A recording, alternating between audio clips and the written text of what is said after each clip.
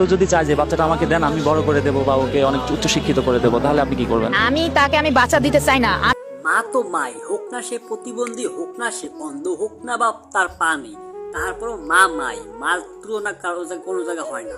এই যে দেখেন এই লোকটি প্রতিবন্ধী, তার হাত দুটো নয়, ঠিক আছে, তারপরে সে বলতেছে হাত দুটো আছে কিন্তু ছোট ছোট, ও অন্ধ, যেটাই হোক, সে বলতেছে আমার পা নেই, আমি কাজ কাম করতে পারি না, তবু আমার সন্তানকে আমি দরকার হলে লোকের কাছ থেকে 1 টাকা 2 টাকা করে হাত পেতে ভিক্ষা করে তারপর আমার সন্তানকে বড় করবো, তবু সন্তানকে কারোর কাছে দিব না। এটাই মায়ের ভালোবাসা। সে 10 মাস 10 দিন গর্ভ রেখেছে, মা সে কখনো তার বাচ্চাকে অন্য জায়গায় ফেলে দিতে পারে না।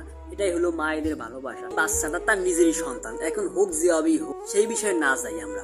মায়েদের ভালোবাসা এরকম। এমনও অনেক জায়গা দেখা যায় যে তার সন্তানকে সে তার পালার ক্ষমতা নাই, তারপর সন্তানকে চাই অন্য কিনে নিতে বেশ টাকা দিয়ে, যার সন্তান নাই তারপর অনেক মায়েরা আছে সন্তানকে দেয় না, কারণ চায় এই মহিলার মতনই যত্ন করে আগলে রেখে যতই কষ্ট হোক তার সন্তানকে বড় করতে, কারণ 10 মাস 10 দিন গর্ভ রেখেছে, সেটা তো আর এমনি এমনি গর্ভ রাখে নাই।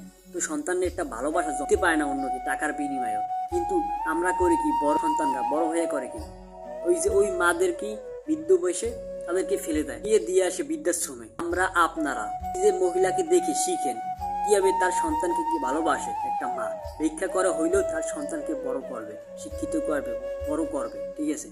আর আমরা করবো কি, শেষে এই বৃদ্ধাশ্রমে নিয়ে দিয়ে আসে, এটা করেন না। মাকেও একটু ভালোবাসতে শিখেন।